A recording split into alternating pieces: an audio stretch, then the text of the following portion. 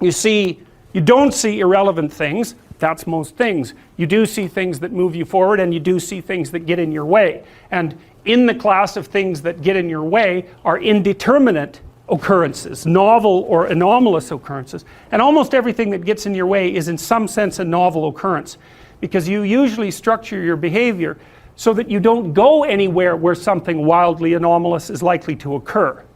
So if you encountered an obstacle, two things happen at the same time, and one is that your movement forward to your specific goal or sets of goals is blocked. But the second thing that happens is you're faced with a mystery, and the mystery is this thing wasn't supposed to exist, but it does exist. So what implication does that have for everything I think? And that's very, very hard on people. They do not like that at all, and no wonder, because it's the constrained chaos that's underneath everything, inhibited by your contextual knowledge, that suddenly popped its head up into your world. It's like the shark in the movie Jaws, which is of course a mythological story. It's exactly that, and it's exactly what that movie signified. A safe vacation paradise, all of a sudden threatened by some subterranean thing that can pull you down, and that destroys the peace and the harmony of that particular community. It's a dragon story. It's a hero myth. It's the story that people have been telling forever. And what you can think of that thing that reemerges, that shark that rises up from the depths, or that whale, or that dragon, or that predator, or the foreign invader for that matter, or the barbarian. They all fit into the same category.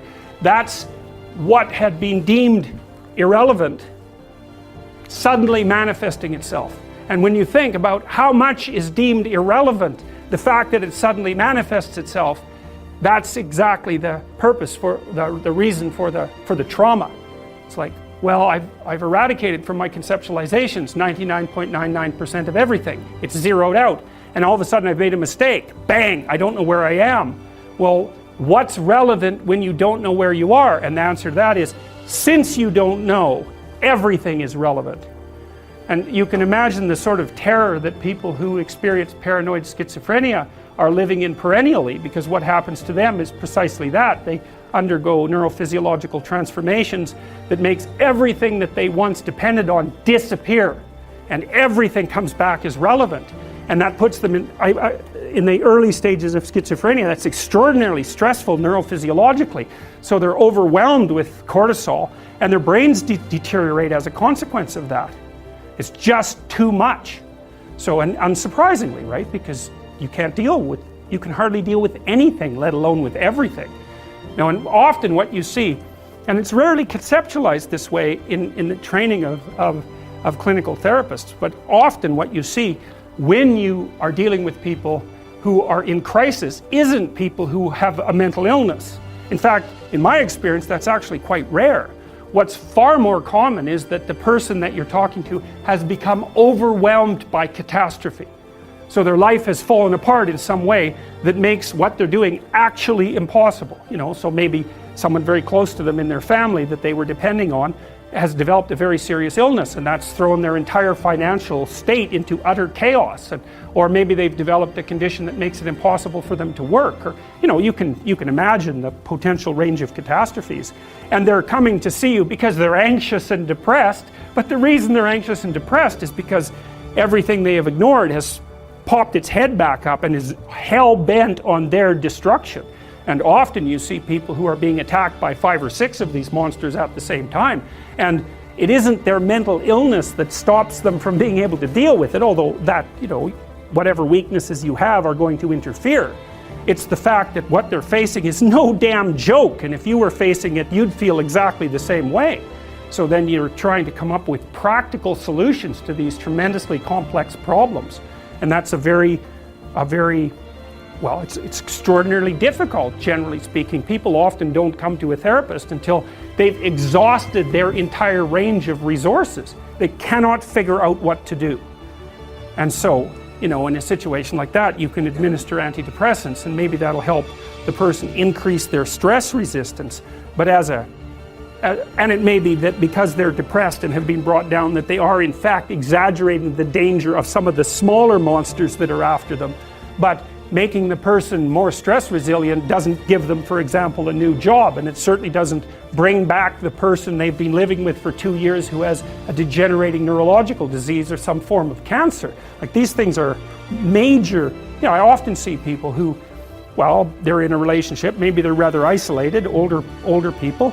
One of the partners is dying and their entire financial situation has become catastrophic. It's like, that's not a mental illness, man. I mean, they may have got into that situation because of one inadequacy or another, but you don't even want to push that too far, because that sort of thing can happen to anyone, and will in fact happen to most people in one form or another, at least at some point in their lives. So you want to be damn prepared for that.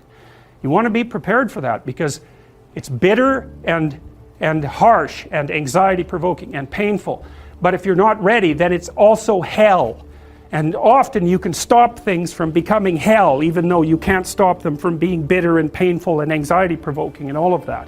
You can at least delimit the catastrophe enough so that it doesn't permanently bring you and the people around you down.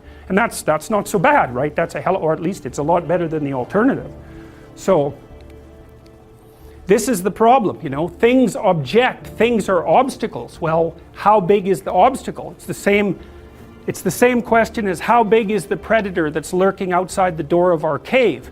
It's exactly the same problem, except conceptualized abstractly, and I would say exactly the same systems that your distant ancestors used to conceptualize the lurking predator are the systems that are activated now when you encounter the re-emergence of all the monsters that you've ignored.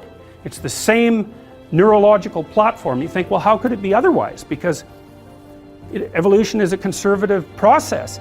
Everything about you is built on ancient foundations, right? Very little new, and certainly very little radically new, comes into existence. It's mostly tinkering with structures that have been around forever, like your body plan, for example. That's unbelievably old. I mean, you share that with lizards, roughly speaking. So it's incredibly ancient.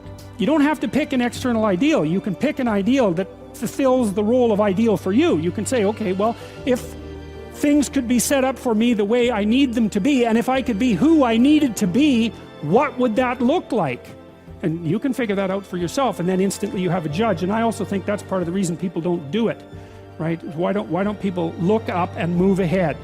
And the answer is, well, you start formulating an ideal, you formulate a judge. It's pretty easy to feel intimidated in the face of your own ideal. That's what happens to Cain versus Abel, for example. Then it's really easy to destroy the ideal instead of to try to pursue it, because then you get rid of the judge. But it's way better, lower the damn judge if it's too much. Like, if your current ambition is crushing you, then maybe you're playing the tyrant to yourself, and you should tap down your ambitions, not get rid of them by any stretch of the imagination, but at least put them more reasonably within your grasp. You don't have to leap from point 1 to point 50 in one leap, right? You can do it incrementally. But I really like this idea. I think it's a profound idea that the process of recapitulating yourself continually is also the process of, it's a phoenix-like process, right? You're shedding all those elements of you that are no longer worthy of the pursuits that you're valuing. And then I would say the idea here is that as you do that, you shape yourself ever more precisely into something that can withstand the tragedy of life and that can act as a beacon to the world. That's the right way of thinking about it. Maybe first to your friends and then to your family. It's like, it's a hell of a fine ambition, and there's no reason that it can't happen. Every one of you knows people who are really bloody useful in a crisis, and people that you admire, right? Those are all, you can think of all those people as you admire as partial incarnations of the archetypal Messiah. That's exactly right. And the more that manifests itself in any given person, then the more generally useful and admirable that person is in a multitude of situations. And we don't know the limit to that. But people can be unbelievably good for things, It's really something to behold.